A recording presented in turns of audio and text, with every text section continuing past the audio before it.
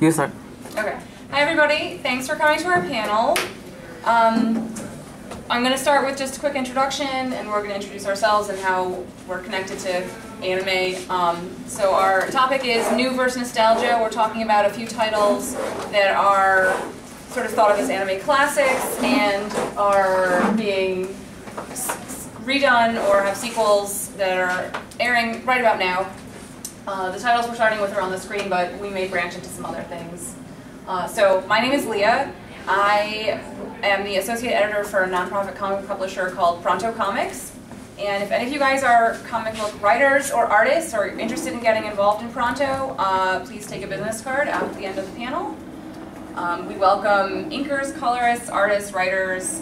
We don't own any of your characters. The goal is just to help you get your work printed and then move on to hopefully professional work. And so my connection to anime is that I am just a big fan. I've been watching it since I was in maybe elementary school, starting with Voltron and Sailor Moon, you know, early in the mornings or after school. And I'm still watching it now, obviously. And I'm going to let you do your introduction now. Thank you. Hi, my name is Darren. I'm a senior brand creative manager at Marvel. Anime fan since I was a kid, grew up watching anime, grew up reading manga, even working at Marvel with you know, American superheroes. My heart is with anime and manga. My name is David Rondinelli. I work with Leah at Pronto Comics. I'm the managing editor, so I oversee all the projects that we work on and that we bring together. One of the long-running titles that I've been working on is Manga Nation, which is Pronto Comics' sort of premier anime manga-style book, and it's been running for quite a while now, over a couple of years. So we have a couple of fun characters that have been introduced in the book that we've really liked a lot. And part of the inspiration for that book actually came from my own love of the genre. And much like these two, I got into it when I was very young. I got into it when it was more of like an underground thing, when fan subbing was still around. Does anybody remember those days? So it's like, back then it was like everything was like The Ring. You would just get this unmarked tape, but on it you had, you could watch, a lot of stuff that would eventually, get over here, a lot of the good stuff. It was a lot of, there wasn't a lot of wiggle room, because usually it was, good stuff like, Ramna or Sailor Moon, and then it was hentai. So that was the only two fields. But those are a lot of the titles that I got introduced to as a kid, and that's what got me into it. So. Hi, I'm Mario. I'm an artist and writer. I did 2 issues with Pronto Comics, Anthology 1 and 2. The way I got into anime and manga was from Street Fighter 2. The anime came out right after live action. It actually inspired me to become a martial artist too and train in Japan. I'm Derrick Charles. I'm an independent comic creator. I've worked at Pronto with David on his series Manga Nation. I also, from Manga Nation, I created Ninja Express. Now I have a graphic novel of Ninja Express. I've been in anime since before I knew what anime was. I don't know, I'm probably the only people in the panel old enough to remember watching Sailor Moon and Dragonball Z back when it was on Channel 11. Oh, I remember. You're not the only one? Yeah. Nice. So watching ever since then, and I love it. That's one of the main reasons why I wanted to create an anime, manga-inspired, independent comic. Okay. Welcome to everyone who just stepped in. We just finished introductions. Thanks for coming to New Verse Nostalgia. So I guess I'm going to start out next with asking you guys sort of broadly what you think is successful about the new remakes. And I have some pictures here I can go through as you're just talking. So I can go first. Okay. Obviously I'm a massive Sailor Moon fan. I've been really excited about seeing it be redone, whether it's good or bad, because it means there's going to be a lot more readily available merchandise, which is great. It used to be that you could maybe find like a plushie or a pencil topper in Chinatown if you were lucky. And now you can buy all kinds of Sailor Moon crap on Amazon, in shopping malls. Yeah, it's great. And you can find new things at conventions like this instead of having to pay tons of money for antique used tchotchkes. And possibly damaged. Yeah, yeah, exactly. Most likely. Yeah. So I think what the success of these is really mostly predicated on the nostalgia factor. Obviously, Sailor Moon is super playing to my nostalgia. Whether the new anime is as iconic as the old one is sort of debatable. Well, I think what's interesting is that some of these, not all, but so specifically Sailor Moon, we included Full Metal Alchemist because it had the 2 series almost back to back, but the newer ones in some cases are more specific to, or how do I put it? Many of these that were based on a manga, the newer ones are direct pickups of the manga, as opposed to the original series where a lot of times there's a conflict of timing and they have to sort of make up their own story to flesh out the rest of the series. So I think it's an interesting thing to bring up that it may not just be nostalgia at work, but what was the creator's original vision for the series, and does the newer one hold up in terms of story compared to the original that may have been different from what they had originally intended? Well, I think for me, it's also a fresh take on the artwork. You know, we get to see updated styles. Obviously, with new technology comes new technique. So it's also kind of interesting to see characters that have such great brand recognition almost kind of being reinterpreted for a new generation with our new technology. And I even think some of these, you know, like when you were talking about Sailor Moon, I think like originally it was what was it, like maybe Cell animation. yeah, they were, yeah, and now they do a lot of digital work, and you know, I think there's internet-based companies now that, you know, put it out. So, but even technology-wise, like I think they were using CD players and Walkmans, and now they updated a lot of even the manga now to have like cell phones and one of those USB sticks.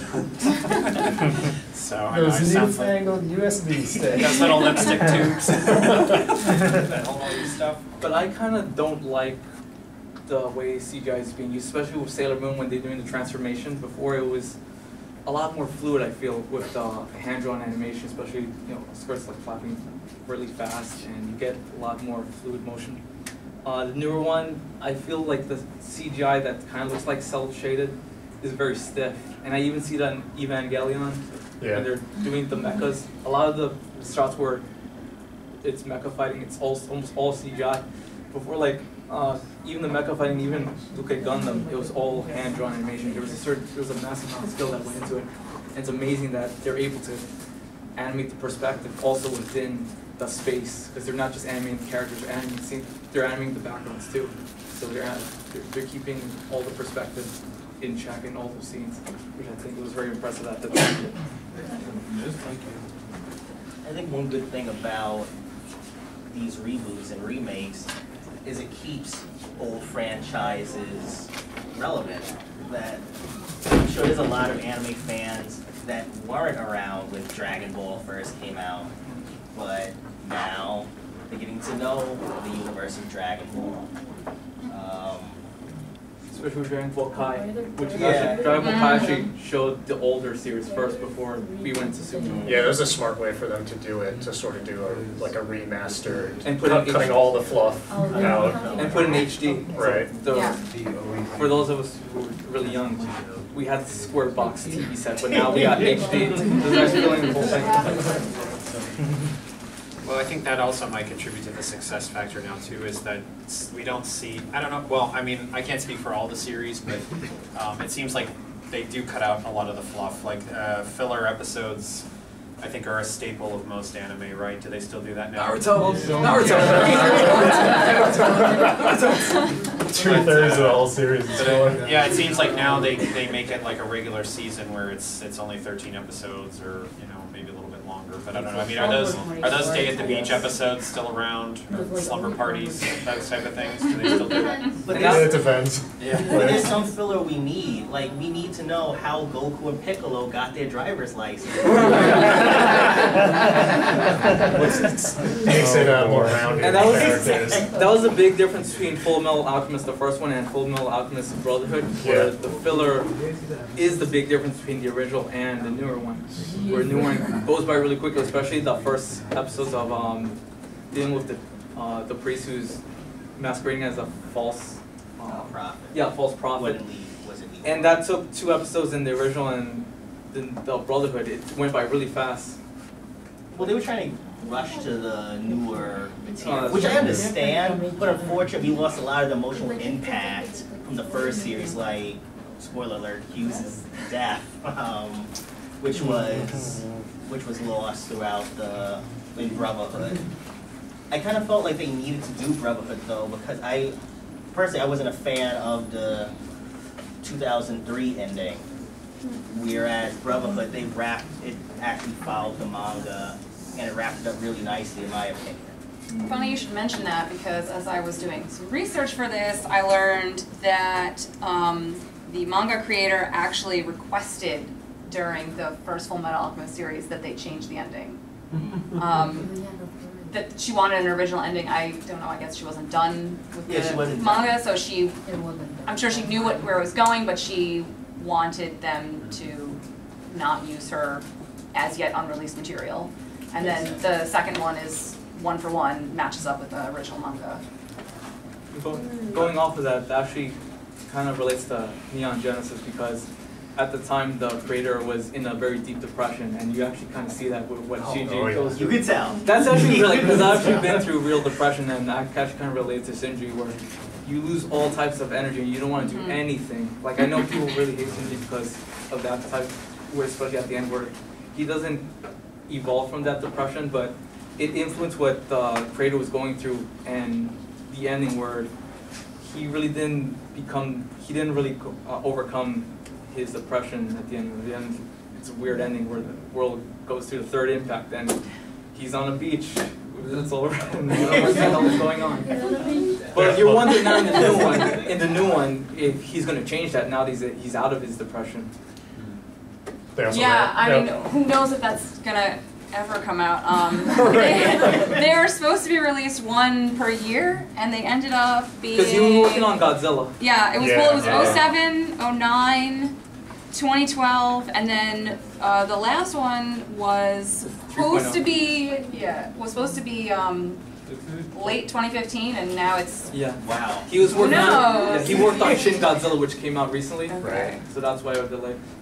Looking at, because Neon Genesis was very close to me, because when I was studying psychology, we actually went through each character, because they're very deep psychologically down. They all have some very layered personalities. And the thing I missed, what you were talking about, filler, like brings in the backstory.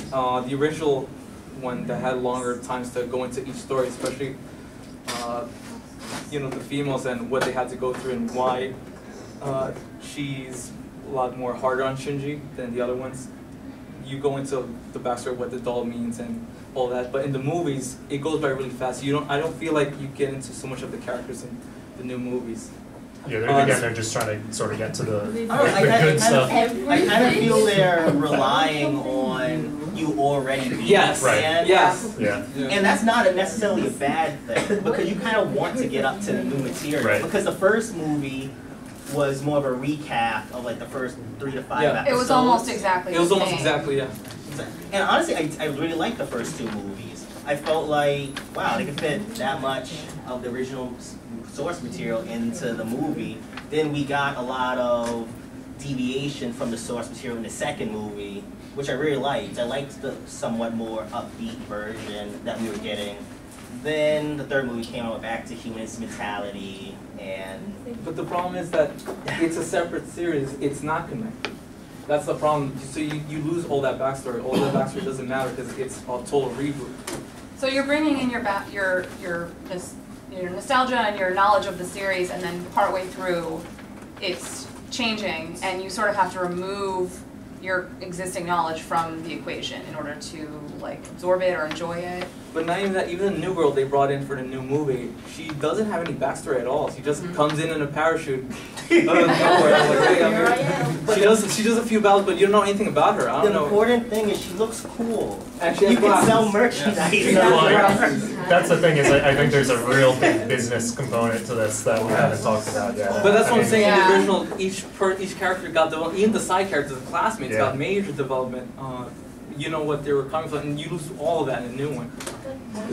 I think there's also something impacting it that the original was a 26 episode TV series and the new ones are a series of 4 movies, and you get overlap with who's going to watch those two things, but with the movie it needs to be more broad reaching and it needs to just be bigger, it needs to be more action packed, and it needs to, I would maybe argue that for something that they need to be a much bigger hit, they're probably not going to be able to go into as much of the character depth that they had that made the original series great and still have that absorbable to as big an audience as they need it to be for this type of, AAA bomb drop release.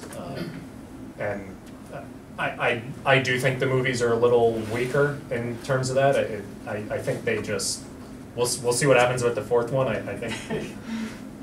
I'm glad they exist, I won't say that. I'm always happy to see a new version of something. I don't necessarily think it takes away from the old one. I'm glad the old one can still sort of stand on its own and be a separate series. I think the 3rd movie just completely went off the rails and just, I don't know, interesting. So out of all of them, I found that Voltron is actually the more interesting reboot, especially because out of all of them, this is the one that's made in the United States. Yeah. So it's actually a different culture, Yeah. looking at it through the lens. Actually, I also have to Go jump ahead. in here that the first one was only sort of really Japan. It started out as this other show, Beast King Go Lion, which was actual Japanese animation, and this company, where is it?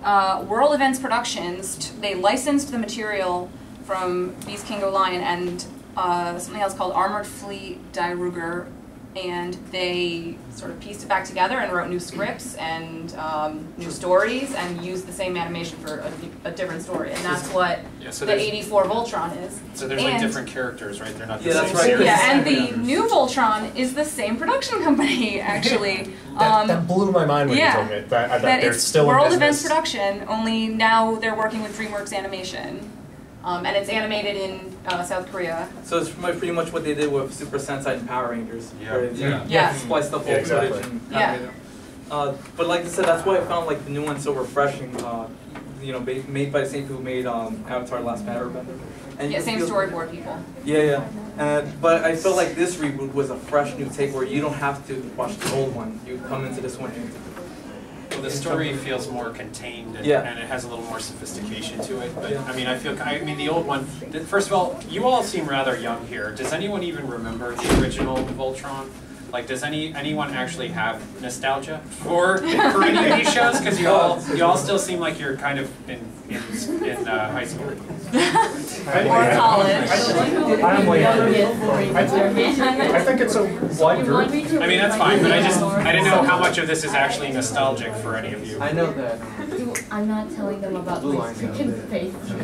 Okay. Okay, so along those same lines, if you have not watched the original, I just kind of felt like obviously it was tailored towards a specific type of audience. If you look at it, it's pretty much what Saturday morning cartoon shows Exactly. were back in the day. It was a very simple story. Even though like But you know what was nice about that though is I kind of did feel like you kind of got everything. You got kind of like a simple plot, but you got lots of action.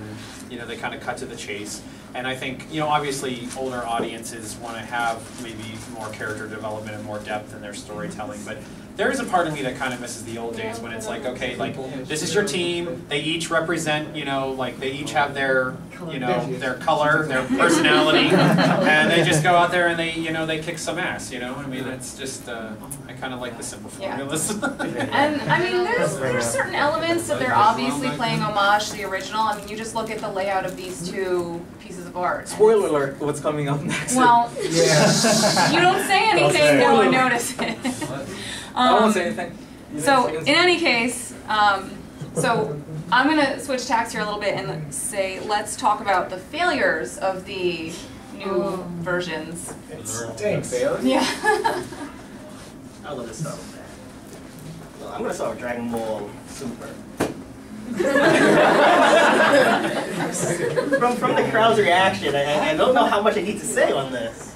You followed me, and you like, oh. So I feel like with Dragon Ball Super, there really wasn't much left unsaid at the end of Dragon Ball Z. Then we got the sequel. No one really asked for Dragon Ball GT, but that wasn't enough yet. We needed Dragon Ball Super. So now it just seems like rather than actually giving us any real character depth and story and even good fight sequences, we're just getting new colors for each character, all the different new Saiyan transformations, and I feel like nothing's left unsaid from the series, and it's just kind of being put out there to make more merchandise, and I feel like that's not what you should want from a sequel or a reboot. You should want to add on to your existing franchise, maybe improve something that was left undone from your last series. And I feel like that's not what Dragon Ball Z is going for. That's not what Dragon Ball Z is. See, I might argue that that's always what Dragon Ball That's has true. been. I think that's always what this was. If you want to be honest with yourself. I think a big part of the reason for this is I think Dragon Ball had a sort of delayed awakening in America. Yeah. Those early years, they were really fumbling with how to handle it. It was before anime had really taken off, and I think I can imagine the mindset behind the studio was, well, we're going to market this to little kids, and then we're going to air this on Saturday morning. That's fine, but I mean, even Dragon Ball, which is definitely, I wouldn't say it's very serious or controversial or deals with, mature themes or anything. But I even think back then they really underaged what they thought it was going to be. And I don't think it was until maybe, maybe 10 years ago that this really landed in America. So I think a big part of the continuation, this sort of nonstop churning out of Dragon Ball, is this kind of second wind that it's gotten now that it's really strong in the American audience. Especially after Kai, they brought it to. My problem with the new one is that no one has a real arc that someone grows from, and that's what all stories are. All stories are one character starts at one place and they end up in a totally different place by the end.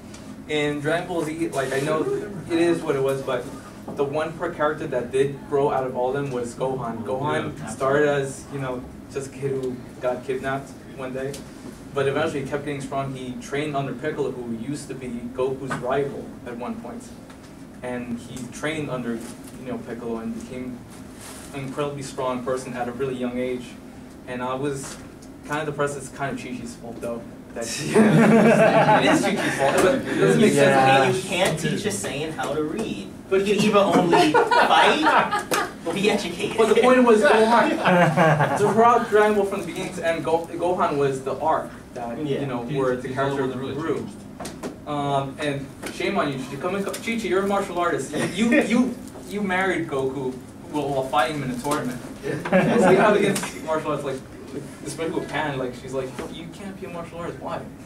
Well, when you were talking about character arcs, I don't know if anyone knows this, but I heard that somewhere along the way with Dragon Ball Z that this was like a fact that the creator just wanted to make something that would please like young boys, and that he actually it kept going, and he would often forget what he wrote about, and that's why plot points were kind of all over the place, and maybe that might explain some of the character development. But growing up, when you guys were watching this show, did anybody pick up on that? Like, was that, or did anyone just kind of like it because it was colorful and had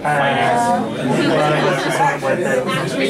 Do you guys feel like you are okay with having series that are just geared towards those specific, like we're in it just like the money shot. We're in it just because we like the big explosions and the If fighting. I mean, like, do you like it for that, or do you guys want to see characters like this have those like involved story arcs where it gets it more in depth?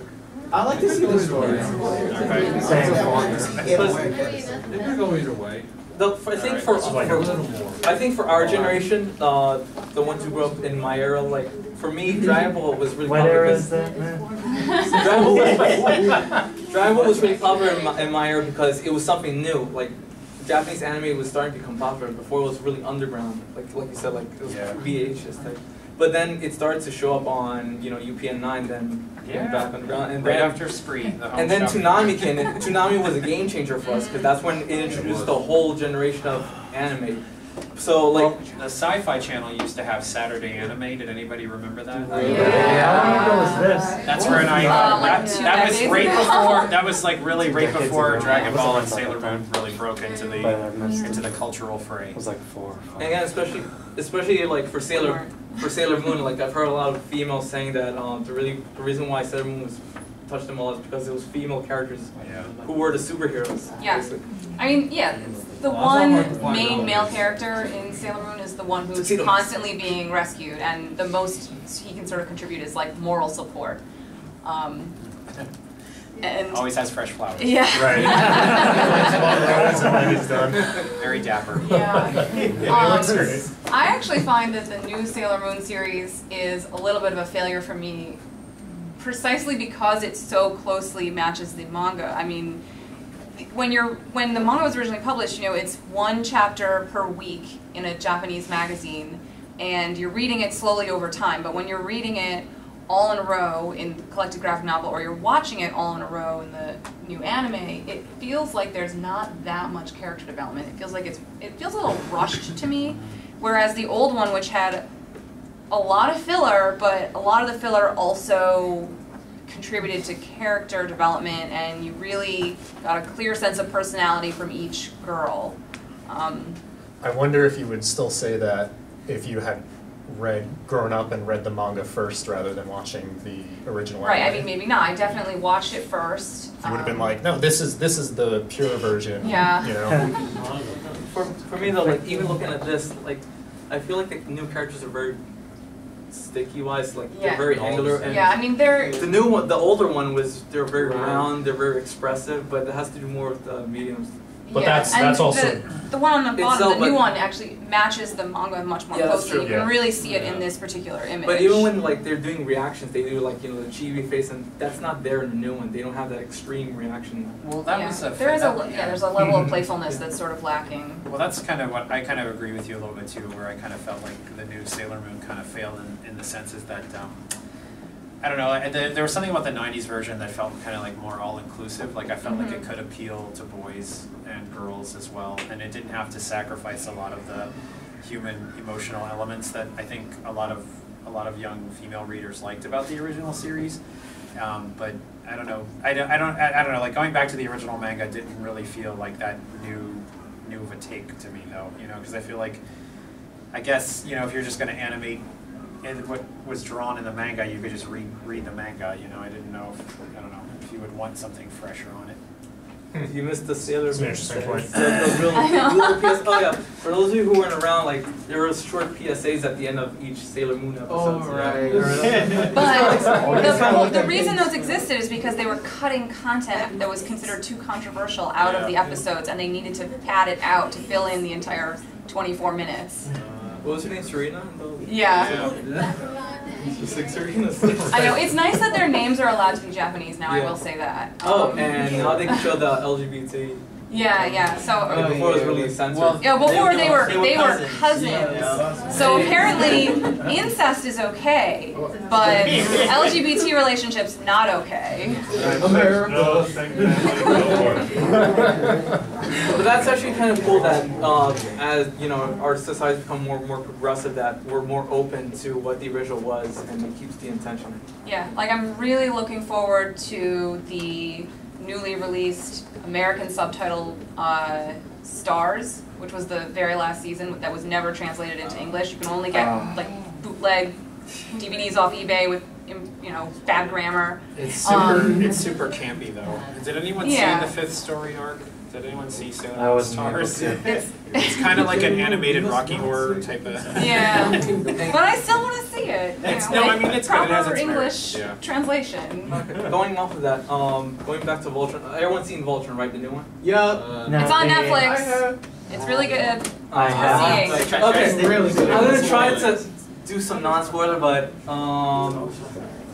it's gonna hard to not say this because it's about one specific character.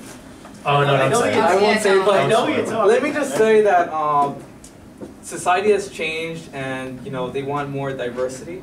So it's really controversial, especially you know if you work at the Marvel and Marvel's trying to bring in more diversity. That's a hot topic issue. Oh, yeah. Voltron deals with that in a certain way, but you could see the old one. You know, they're all 5 boys. It was then eventually you know. One character, something happens to one of the characters, which I can't say. No spoilers for the first one. You basically just said. But anyway, They don't know which one though. Let's not get anyway, into it. society has progressed. So you see that in the new Voltron that there is more diversity. Even in what the princess was before, it kind of looks like Princess Zelda, which she is now. She's more dark skinned, and I've seen cosplayers She's not like. in this Wait, one picture. is a girl? The one in pink in this is a girl, and There's a new she one. is a character. She is a character in the new one. She's not in this picture. She's more darker But- skinned than has yeah. Well, white she's hair. like an alien now. Yeah. The generic, like, Yeah. dark skin, white hair thing. So Yeah. one of the good things about the newer ones is that they could have more diversity. Again, that's a hot topic in Marvel right now, but there is more diversity in the new versions. Again, with Sailor Moon, they're more open to showing bisexual relations, so there is change that's progressing with what society values are now. Well, you know, with Sailor Moon too, like with so many characters, I mean, isn't that kind of just like Japan's version of almost like the Disney princesses? I mean, you have so many of them. Yeah. You know, I mean, and I would just say, I think what I was a little disappointed with is that you have all those great characters that haven't been explored, and they choose to continuously like go back to concentrating on just Sailor Moon. Like, I think it would be awesome if they did a spin-off of like the Outer Soldiers, you know, and showed what their life was like when they were defending the outer planet, you know, or if they did an OVA of like Sailor V or something like that. I mean, there's Yeah. lots of good stuff. you That know. might be difficult because that would be completely original content that Yeah, the but- manga creator's not involved in, and you're gonna have people who are purists saying, "No, this is wrong. You know, you're ruining my childhood." Well, I'm just blah, saying blah, she's blah." sitting on a landmine when it comes to like, you know, the characters that she created. Like, I mean, I think it'd be cool even if she You mean put a out gold some- mine? What did I say? Landmine. Sorry. But I mean, I just think like she always goes back to Sailor Moon, which is a great character, and I understand she's the anchor for the series. But I mean, I totally think that there was so much spin-off potential. You know, it's kind of I guess it's kind of a little disappointing that she doesn't want to branch out with any of those other characters. Oh, not too late. Yeah, let's see. Yeah. Yeah, another 20 years, right? All right. So next, I want to segue into: do you guys think that any of these remakes or any other remakes we haven't touched upon, if they were original, would they be as successful as their original counterpart? You mean if they came out right today? Yeah. So if the Sailor Moon Crystal was new today, as you see it on Crunchyroll, but the previous works did not exist. Well, I don't think Dragon Ball Super would do the original. I'd say most of them wouldn't. I mean, Yeah. because the thing is, many of these, if not all, were pioneers in their genre. I mean, Sailor Moon. I don't think it's the very first, but it's certainly the first big magical girl. Yeah. It definitely popularized it. It revitalized the genre, because I think up until then it was just like, I think Sally the Witch was like the It's big. like Demon Hunter, Yeah, it was like it was like, I don't think they actually fought bad guys. But the thing that's interesting about Sailor Moon is it's kind of a derivative of Super Sentai. Yeah. She made it as sort of like as a female counterpart of that. So I kind of feel like with any of these, you can say the same thing about Voltron. Well, I think Voltron might have come first, but I think if it wasn't these, I think something else would have set the precedence, you know. So Right. I think eventually they would have come along, but you know, I think obviously us as adults might not have, you know, like it probably I don't know, I just think it would have been, the fan base would have probably taken more time to build up, I think, if they had all been released today. I think if Sailor Moon came out today, it would be just another one in a sea of like. What similar genre. other female superhero team can you think of out of anime coming out in Japan though? I can't think of another that's the thing. superhero. No, but there's definitely a lot of Magic Girl stuff. Right. I really liked. What are the heroes though? I really liked was, Madoka Magica. That was good. Like that was. That's the deconstruction of this. I know, but I'm saying. They did a great like, job. What? There was My Hime, which wasn't necessarily a magical girl, but it was 12 girls that had superpowers and, you know, robots. As one does. Yeah, you know. There was Magic Knight Ray Earth. I just think if Sailor Moon didn't get on it, I think Clamp would have probably done it if Sailor Moon did. I think a lot of what made these animes that we're talking about popular is that they were pretty much the first to successfully do what they did. Like Gundam. There's not that much difference between Gundam and most other mech stories that come out, but Gundam was the first and the best. Yeah.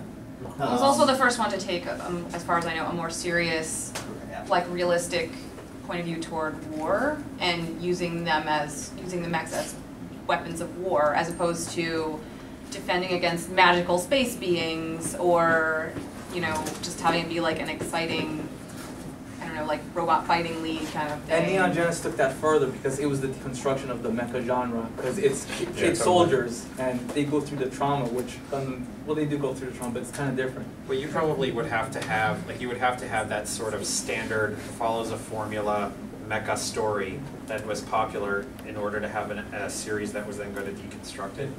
And for those who don't know what deconstruction is when you take a certain genre and you kind of subvert it. Like for comics, it was Watchmen that was the deconstruction of the superhero genre, especially DC superheroes. It was deconstruction, like it was a darker Superman or the darker version of Batman. So kind of like we said, Magic Madoka was the deconstruction of Sailor Moon, which why I feel like, because Sailor Moon, they were pure heroes. Were in Magic Madoka, it's kind of like subversion of that. Yeah. Which is why I feel Sailor Moon would still be popular today, especially. But I can't think of any off the top of my head. That's the thing. Sailor Moon's so iconic that it kind of owns the shoujo magic girl genre. But I guess there's Glitter Force. Tokyo Mania? What about Tokyo Mania? Oh, I remember Tokyo. You remember Tokyo Mania? Like, but I don't know. Does Sailor Moon pretty much own the genre at this point? Because Does it own the genre for people who are of a younger generation than we are? I still see a lot of girls cosplays, you know, the Sailor Scouts. Yeah. Did you guys like the original version more than the newer one? Yeah. Pretty much. Yeah, I did too. Y'all got was one of my first. So. But I mean, did watching the older series inspire you to watch the newer ones, or was it you saw the newer ones, you're like, oh, and I found out that this was remade, you know, and I went and found it, the old version. Did anyone do that? For me, there was a little bit of truth for that for Sailor Moon, because I actually, as a young kid in the 90s growing up, I thought Sailor Moon was too girly. Don't kill me. I even felt that with Beauty and Beast, that I felt like, oh, why are you making me watch this? You know, it's another princess story. So I didn't appreciate Sailor Moon at that time. But now as adults, I actually, even with Beauty and Beast, I appreciated what that story was, and I saw the new one first, and then I went back and watched the old one. Well, I was too immature back then. Well, what I think made Sailor Moon so revolutionary, at least for kids in America, was it was the first time that I ever got exposed to transformation sequences and attack sequences, and I was like, you know, American animation, we don't have anything like this. Like, yeah, it was stock footage, and it got a little redundant after a while, you know, every episode. And it's like, you know, you do think they're like, yeah, you see this monster chasing after her, and she's going to take like a, you know, like a minute change sequence, you know, she'd be dead by that time. But I have to say, it was, I think it was something that you just did not see in Western animation at all. Like, you know, here, I think even when, I think X-Men was probably another big animated show in the 90s that came out. I don't know if anybody watched that. But it was very much sort of like, yeah, it was like, you know, I'm going to shoot you with my eye beams, I'm going to, you know, throw an exploding card at you. But there was no, like, pizzazz. Like, I mean, they really, I have to say, Sailor Moon really put, and I think Dragon Ball Z probably obviously put that in there too. There were power-ups and attacks. What you're talking about, David, is plenty of time for that. Very slow.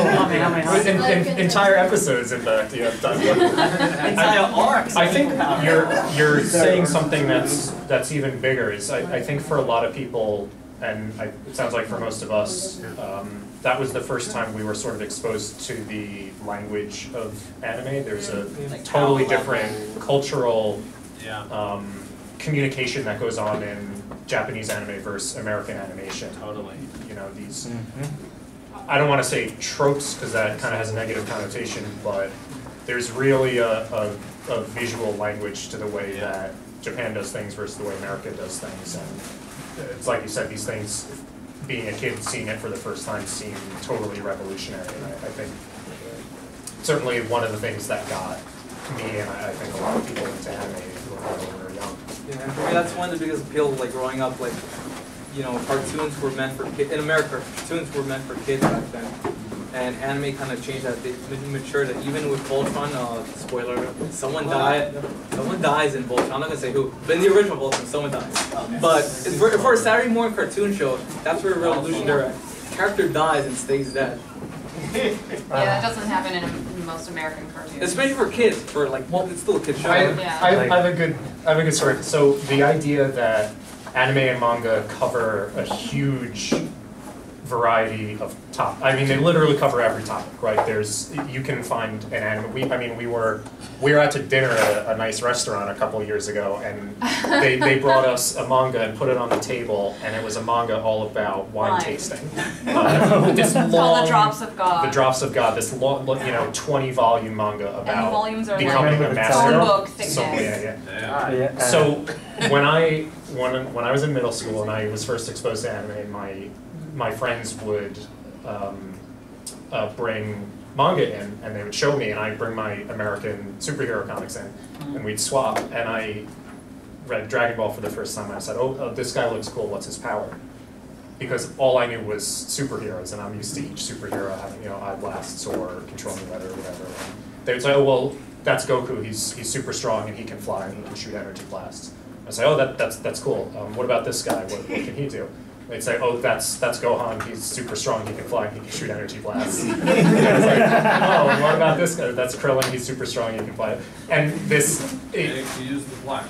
This, right, and a couple of them had something specific that they did, but this idea that this is about martial arts and not, costume superheroes, it was inconceivable to me that there were comics about anything besides American superheroes.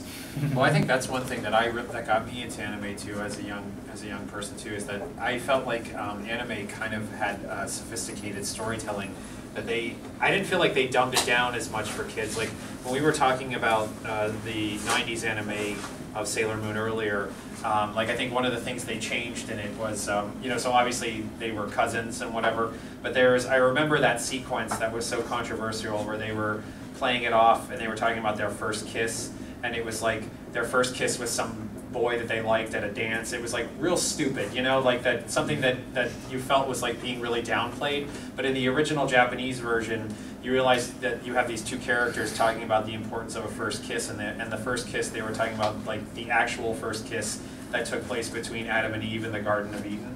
Like it just had a more of a depth to it, I guess, that I didn't feel like you would get in a lot of Western cartoons, which is odd because I mean sometimes get in, get out, blow stuff up. Like I don't know. Now as an adult, I kind of almost feel like I prefer things like that no more. But I mean, as a kid, I also thought again when you're talking about the niche factor, I mean it's amazing. In the '90s, a whole team of superpowered females that kind of were leading their own show. You didn't see stuff like that on Saturday morning cartoons. And I don't know. I guess maybe it was a cultural thing. Like I guess there was like in Japan they said, well, if no matter how small the market, there's a market, and we'll cater to that market. Where, you know, and I felt like in our Western society, not that it was bad, but just that it was different. I mean, it's amazing to think that it was at one time so revolutionary to just have a group of young women that led their own team, you know, and they could all be different and diverse, but you know. I also thought it was,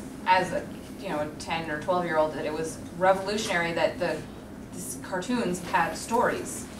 I mean, literally, like a beginning, a middle, and an end, and every episode led into the actions of the next episode. And I even look back at, the really great American cartoons like Batman the Animated Series and X-Men, and they would have like a sequence, like a few episodes where there would be a beginning, middle, and end, but for the most part, it was standalone episodes. And it got to the point where, I'd watch things like Looney Tunes and be so sick of seeing the same episode because it would get rerun over and over and over in sort of a random order.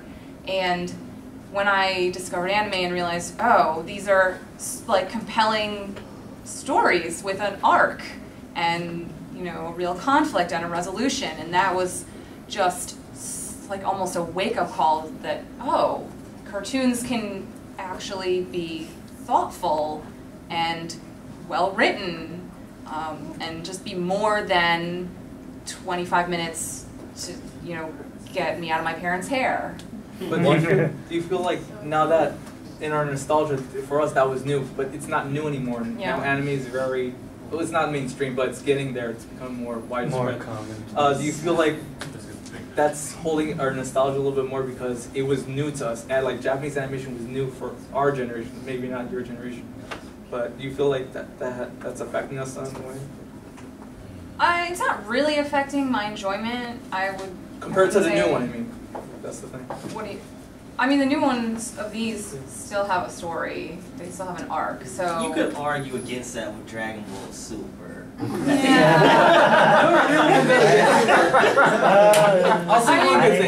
Dragon Ball Super is kind of its own beast compared to these other ones because it's not really a remake. It's continuing. And it's just a continuation of the same existing story. I mean, do you have a question? Yeah, or more like a confession. I haven't watched Dragon Ball Super yet. I'll say one thing. It's free on Hulu. It's Go the watch same it later. thing. I'll say one good thing about Dragon Ball Super. It's the same thing. I do like that they made what's his name? Not Piccolo. What's the short one? Krillin. I love that they made Krillin a cop. I think that was hilarious. Oh my goodness. I think it's funny that Krillin's kids have no noses. How did he have a kid with an android? I still can't figure that out. How did that work? Actually, they made Android 18 become human. They actually made him which is human. Dragon Ball? Yeah, with Dragon Ball. Oh, Deus Ex Machina Dragon Ball. It's a Deus Ex Machina. Like that's weird. Like how did you get it? That was sort of a failing of the original show. I felt like the Dragon Balls were a little too readily available, and they were just. If the whole world gets blown up, it's fine. No, but you can't make the same wish more than once, unless you go and get the other Dragon Balls. You get the Namek in Dragon Ball. But again, we can't forget the original Dragon Ball because the original Dragon Ball is very different from Z. Yeah. Because it was more about the Dragon Balls themselves. Like then in Z, it's like anything but the Dragon Balls themselves. Like there was a whole quest to find. Okay, go ahead. Yeah. Also, I do want to say like that's one thing I do like about GT. Like they did explain like y'all use the Dragon Balls way too much. That's a good point. So that's why that's one thing I like about GT. Like that's true. There's such thing as too much of a good thing. So. What was it again? The Black Star Dragon Balls, right? Yeah, Black Star. I love how in the old Dragon Ball how to find Dragon Balls, like some episodes, like a couple of episode arcs, like they're trying to find it for like a serious dire need. But yeah, there's like one episode where like they want to make a wish or like a wish of a simple question. They find them all in just one episode. Like everyone just scouts out. Like, it's sort of like convenience for plot's sake, really. I know.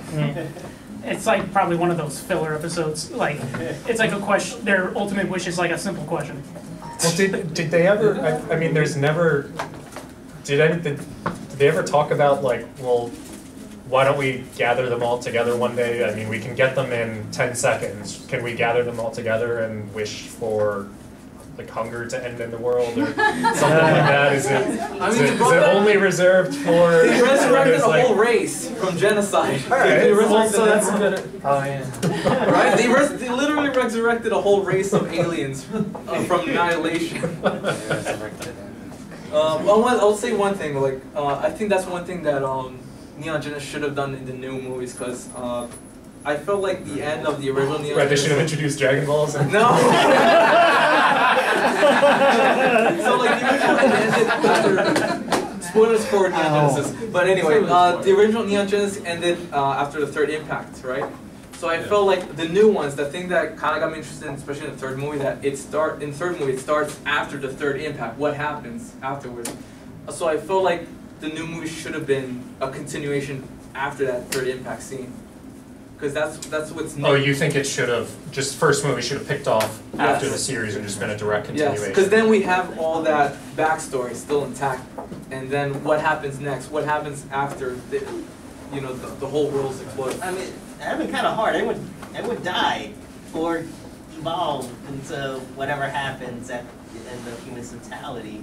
Well, everyone did die. Like no, like a lot of people did die in the third impact. In the new movie, in the third one, like the whole city's destroyed, and there's all the main characters survived. There's very few humans left. Like we're right now they're at the point of extinction. Didn't they merge with the giant ghost? Sorry, spoilers. Spoilers for a thing that came out 10 years ago. Yeah, okay. Alright, so anything from the original series is not really a spoiler at this point. Okay, sorry, what were you gonna say? Sounds like it. What were you gonna say? I thought everybody merged with the Evangelion is just so difficult to understand. Yeah. I had to watch like 3 times. So symbolic. But they all merged with that thing. Yeah, because one of the angels was the human race. That human race was one being. But I still feel like there's a way you could write that around. What happened next. Yeah, you can write around anything you want. Like You get a good enough team of writers that can make it work. Kind of like this little detour, but kind of like a little detour. But has anyone played Final Fantasy VI? Okay, so Final Fantasy VI. Oh man, that's heartbreaking. Spoiler alert for Final Fantasy VI. Only 3. Okay, cover your ears. I'll give you a sign saying when spoilers is over. Okay, so cover your ears. Okay, anyway. How old is this? So halfway through Final Fantasy VI, Kafka wins. He destroys half of the world, and it's basically the end of the world at that point. The point of afterwards, halfway through the game, is what happens after that world ends. How does life continue on? And I feel like that's what you could have done with Neon Genesis. What happens after the world ends? Okay, spoiler alert, done. You could. So that's what I feel like you could have done. So we've got about 10-15 minutes left, so one more question for you guys, and then we'll take some questions from the audience. So my last one is there any other older anime you would like to see remade today? And are there any Western properties that you'd like to see turned into an anime? Not that that will ever happen. So honestly, there's not that many old animes I want to see redone. If I want to rewatch something that I loved, I'll rewatch it. I think a cool Western franchise that would work as an anime, because it basically already is an anime, is Pacific Rim. If anyone see Pacific Rim, Yeah. I think that would work as a pretty basic anime. But yeah, for the most part, I don't want remakes. I would rather I want new original ideas Based coming off up. those ideas. Yeah, like you can build something out of the mecha genre, out of the shonen genre, without remaking Gundam or Dragon Ball Z. You could try to improve upon it. You could try to you can do a lot with it. I would prefer not to just rehash it. Yeah. Personally, I want Baki the Grabber to be remade because MMA is so popular now. I feel like you do so much, but especially because nowadays there's no martial arts anime I could think of. They are. Kenichi, there's one, but it's been a while. What other one you were thinking? I was thinking about Kenichi. Yeah, what other one? No, before the '90s, like there were martial arts anime like everywhere, but now there's nothing there. Now it's all high school. JoJo, but I mean, JoJo doesn't really count. Wasn't there something called Ippo recently? Wasn't there something called Ippo recently? Oh, Ippo? IPPO. That was the boxing one. Oh, Hajime no Ippo. Yeah. But that was old now. Oh. That's really old. Yeah, Hajime no Ippo was good. But for me, it's Baki the Grappler because I feel like you do more stuff with MMA and Brazilian Jiu-Jitsu and incorporate that within the anime. Does anyone remember the Ronin Warriors? Yes. I only watched the I would like to see that. I think that should have gotten a little bit of a fair shake. I love the original. But I'd also like to see Vampire Hunter D, Project Echo, or this show called X. There was a movie called X that was done by Clamp.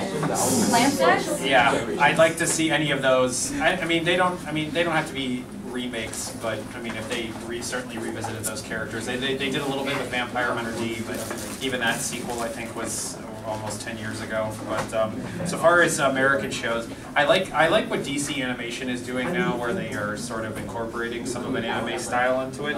But I actually think it would be kind of fun to see a lot of Robert Rodriguez's movies get turned into anime. So like if they did like a Planet Terror anime version with Cherry Darling. I don't know if anyone saw that movie.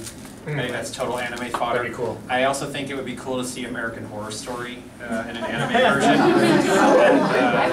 And in the same vein, I think like if you took any of those CW shows like Buffy or something like that, I think that They did could it for Supernatural. Yeah, and you know what? Those don't always get a lot of steam though. I thought that would have a little more traction, but and Marvel kind of did it.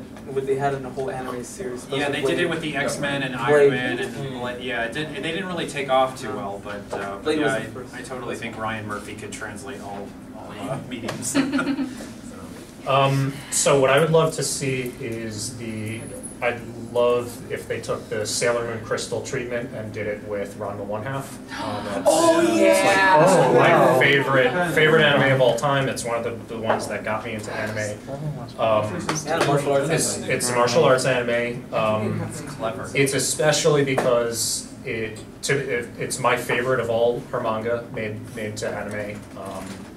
And the original anime they ran out of budget and they just stopped making it. It was filled with filler. It ended, I think, 5 seasons in. They didn't even get close to finishing the story. I'd love to see a new, high-budget, concise version of that go through the whole main story of that, faithful to the manga. As far as an American property I would want to see in anime, I wore my Commander Shepard jacket today. I would want to see a Mass Effect anime. They did an animation, not an anime. It was awful. I'd want to see a real, either a series or like a series of OVAs animated in Japan, high budget. Didn't have to necessarily be about the characters from the game, but that universe. Yeah, and as for me, I would like to see more content like the Animatrix, where you take an existing property with a lot of lore behind it and give it to new creators to sort of filter it through fresh eyes in small doses. They did that with Batman at one point. Yeah, that was pretty good. It was like a Gotham Knights, I think. Yeah, Gotham Knights. Yeah, it wasn't that good. But yeah, there were several several pieces in the Animatrix that were absolutely stellar, really good storytelling in just a short amount of time. And for things I'd like to see redone, I'm gonna have to go with Ron. Like anything by nice. We'll get it done. Yeah, Rumiko Takahashi. Anything by her, I'm happy to see get a nice new treatment. Oh, for American qualities, I'll just add like something like an American video game like The Last of Us in anime form, or Killer Instinct, some video game properties. I love my Killer Instinct. Can they do like the Kingdom Hearts anime series? That would be fun. That'd be fun. That's a Japanese property. You have a lot of licensing deals to figure out what that is. Star Wars anime. Star Wars anime. That would be so cool.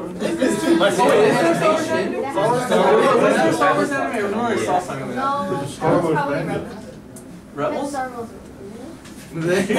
Rebels was an American. That might have been like a special licensing thing, because I feel like I know what they did the same thing with Spider-Man and Batman. I think those might have been. I think those might have just been special licenses that they gave them to make those. Okay. Do any of you guys have questions or comments? Back. Could you comment on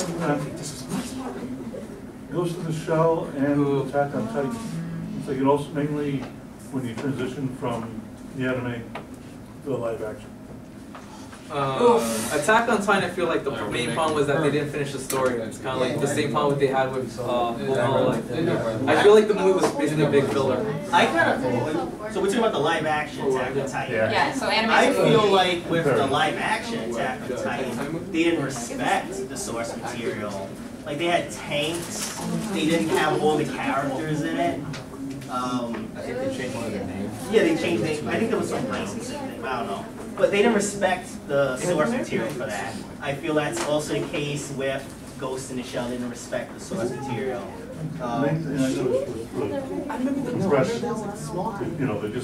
That is also true. It's hard to fit 26 episodes into 2 hours. Yeah. He did. I like Evangelion. But they have 4 movies, not 1. Yeah, that's Or are you thinking of the early movies? No, I mean, they were able to sum up 25 episodes. Yeah. The Hero was pretty long. Strong story point. Here's a good example. Yeah, I mean, I saw like one volume. Yeah, you get them all. It's like this. Yeah. Alright, we have 4 minutes, so 1 or 2 more questions? For comments. Why did you guys include Naruto Shippuden, or Boruto? It's still being made. It's not a reboot. It's really considered. Hey, I'll talk about Naruto. I love Naruto. He designed this t-shirt, by the way. She and I cosplayed as Pain and Conan. But that's why a few years ago. Yeah, it's still. I mean, original Naruto, I still feel it's very current. There's not a nostalgia level yet. And it's not. There will be. It's continuing. It's one story still. Even for the sun. And it's still the same like producers and creators and everything who are involved. Well, the newest one, the Boruto, is the main artist isn't doing it anymore. Yeah, he's second-hand man, I think. But still, it's still a continuation. Yeah. It's still the same. Yeah, they took like a week break. Right. Boruto came out. It's never stopped. I mean, someone in the back. Yeah, in the back. What was the name? Oh yeah. Yeah. I said Hunter X. I haven't actually seen it. There's a lot we could have. Yeah. You know. We only had an hour. Yeah. That makes sense. Well, these are. I mean, aside from Full Metal Alchemist, these are like the pieces of our childhoods that introduced us to anime and still have this incredible nostalgia factor. Yeah. We're old, sorry. Yeah. I'm like, I used to record these on a VHS tapes. I had to figure out, there used to be jokes about how VCRs are impossible to program, and I figured it out so that I could watch all of Dragon Ball Z and all of Sailor Moon without needing to get home by a certain time. It was dedication. How come you guys didn't include, well, it's like a comment and a question-ish. So it's like, how do you feel about Card Captor Sakura? Love it. Clear card art. But it's getting I know it didn't come out, but how do you feel about it? That's what I'm asking. I'm all for it. Yeah, When is it going to be released? It's 2018, 19. Okay, so, I mean, I'm perfectly happy to see franchises that I love be revisited and repopularized. I mean, it sucks when they're bad, but it's not taking away anything from the original. So even if the remake is terrible, it still gets people reinterested again in the original. It makes it easier to find again merchandise or Blu-rays or downloads of the original content. And it introduces new audiences to things that I love, which is nothing but positive in my opinion. And to be fair, the United States does it too with Teenage Mutant Ninja Turtles, like new Nickelodeon series compared to the 80s one. I think that's a good point, and I would keep that in mind. That's how I felt even with Ghost in the Shell, with the movie. And controversies aside about that movie, I'm kind of glad it didn't do well, because part of me doesn't want Hollywood to take these very cool things. But look, if someone sees that movie and says, oh, that's based on something, let me check out that original source material, I say all the better. The original's still there. It doesn't. I think it did that too, didn't it? Generate more interest. None of you guys did see that new Dragonball they tried to make, did you, in the movie? What, the live action? That evolution, that live action. Oh, the American one? That doesn't exist. We went and saw it in the theater, and it was the worst waste of $13 all year. It was bad. I loved it.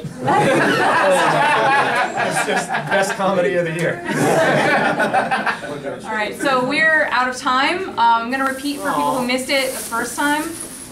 Well, except for this guy, we're all from a nonprofit comic book publisher called Pronto Comics, and we're always looking for new writers and artists. We do have a series that's manga influenced. It's like an anthology for short stories or longer stories that are broken up into chapters.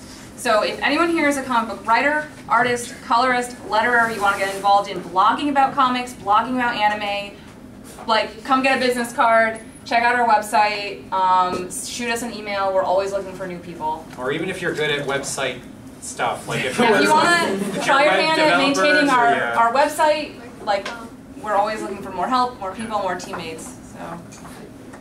And I'm a writer for the comic book Ninja Express. I have a few copies here for you if you're interested. It's about a boy who joins his high school ninja club because he's tired of feeling like side character. You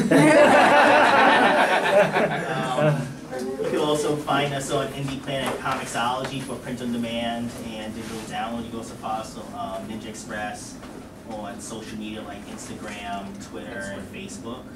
I also have a few free pamphlets that fold down to a poster for anyone who wants them. That's my pitch. Thank you for joining us. Yeah, thanks for coming. Thank you guys.